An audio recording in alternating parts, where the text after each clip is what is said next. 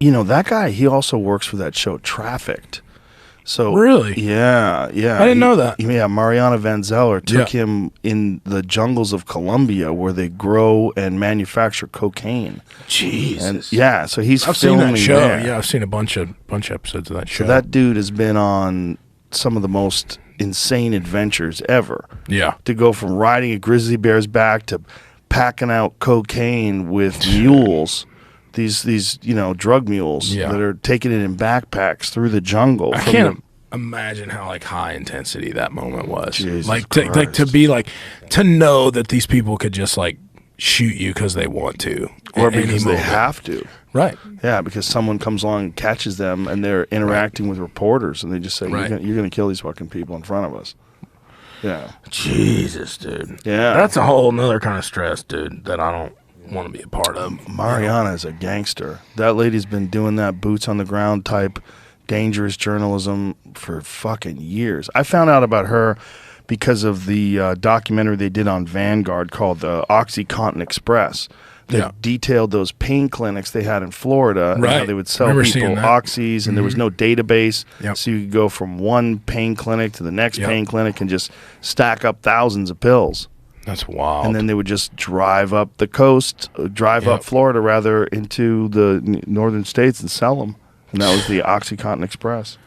Dude, how do you get into that's got to be such a specific sect of humanity that wants to get into that kind of journalism, right? Yeah, you got to be very, very, very brave. Yeah, it's not you're not reading the morning news, dude. No. That's not scratching the itch for you. No, she's trying to figure things out and then expose people to information that's otherwise unavailable. She found that there was LA cops that were selling drugs to the Mexican they were selling guns to the Mexican cartels. So they would confiscate guns from criminals, and then they would fill up a trunk with AKs and ARs and pistols, and then they would drive to Mexico because to get into Mexico is easy. Coming to America is where it's difficult and they check you. But get into Mexico, you just drive right through. So they were driving right through with trunkfuls of confiscated weapons, and they would deliver them to the cartels. Wow, dude. It's just hard to believe that kind of stuff happens. It's happening right now. Yeah. Yeah, I mean, she said it happens all the time, and that's the main way they acquire weapons. That's wild, man. It's crazy. Fucking cops. Yeah. The world's crazy, man. It's a crazy place, dude. Yeah. It's wild that we think about all the different things, the conflicts that are happening overseas, when one of the most wild conflicts is happening right south of our border. Yeah. And, you could literally walk over there. Yeah. I'm sure you heard about those folks that got killed, where these people went down there. I think the story is one of the women went over there for plastic surgery. I think she went over there. They crossed the border. I think she's getting a butt lift or something because it's cheaper in Mexico. Right. And they got mistaken for a rival cartel. They got mistaken for some sort of rival drug dealers or something, and they killed two of them. And they kidnapped these Americans and killed two of them. Jeez, dude. Yeah. That's crazy. That's a real recent story. Here it is. How a trip to Mexico for cosmetic surgery turned deadly for U.S. quartet. Deaths of 2 of 4 Americans kidnapped at Matamoros place spotlight on cartels' impunity and on medical tourism. Yeah, I'm happy. Jesus Christ. Dude, that is wild, man. Fucking crazy. Yeah. It's So they came from Lake City, South Carolina to Matamoros, Tamaulipas, just south of the U.S.-Mexico frontier. They arrived in the border city on the 3rd of March, but never made it to the clinic. Members of a violent drug cartel that controls the area mistook the group of Americans as rival traffickers, killed 2 of them, and kidnapped McGee and one of her friends. McGee and Eric Williams were rescued within days, and the bodies of her cousin, Shaheed Woodward, and friend Zindell Brown were later repatriated. On Thursday, 5 men who allegedly carried out the attack were dumped on a Matamoros street, along with a surreal letter of apology, purportedly from the Gulf Cartel. We ask the public to be calm, the letter said in Spanish. We are committed that the mistakes caused by indiscipline won't be repeated and that those responsible pay, no matter who they are. Fuck, That's man. wild, dude. It's crazy. Cartels. Yeah, I mean, That's wild stuff, dude.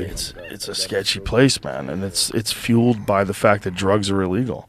That's what's crazy. It's like our idea that we're gonna, keep people safe by making drugs illegal is propping up an illegal enterprise worth untold billions of dollars just south of us. Massive amounts, dude. Massive amounts of money. Like, you can't even process how much money No, it is. it's crazy. You know? Yeah, and it's also responsible for the fentanyl deaths of 100,000 people a year. It's like, fucking A, man. Crazy times, man. Yeah. It really is, man. I've always wanted to go to Mexico to hunt because, in Sonora, Yeah, like coos deer and stuff like that. and a giant mule deer. Yeah. They have giant mule deer south of the border. Really? Yeah, huge. Never seen the mule deer in Mexico? I feel See like if I you didn't can know find, that. just Google giant mule deer in Mexico. Yeah, people go. A buddy of mine just went over there and shot a fucking monster, and he said, "I don't know if I'm going back again." He said we had to meet members of the cartel, and we pulled up this place, and these dudes. Look at the size of these mule deer. I mean, Oh, goodness. yeah, look at these things, and it's all in the desert of Mexico. It's like one of the most known places for enormous mule deer in Sonora, which is interesting, right? Because they have these tiny little coos deer. And then they have these. And then just these oh, look at monster- that one. Goodness. Yeah, click on that one, Jamie. Yeah, that one right there. Look at that fuck. Good night, dude. I mean, That's hard monstrous, to believe, dude. monstrous mule deer. That's like semi-elk, dude. You're like getting into elk territory Yeah. with that. You know what I mean? And it's the territory is gorgeous, and it's like the landscape is beautiful. But you might pass some dudes that are parked in front of a G-Wagon with AKs hanging from their shoulders, and you're like, oh my god. And then they ask you questions and talk to you, and you're like, oh fuck. yeah. They just might kidnap you. God, that'd be real scary. Yeah, I mean, most of the time they leave those people alone because there's a lot of revenue and tourism, and they don't want to fuck that up, and they also don't want to bring heat down on them, which is what happened when these Americans got kidnapped. All of a sudden, the world is aware, and that can be very dangerous for them. Yeah. But I think them dropping those 5 Gauss off on the street is probably going to squash it. As weird as that is.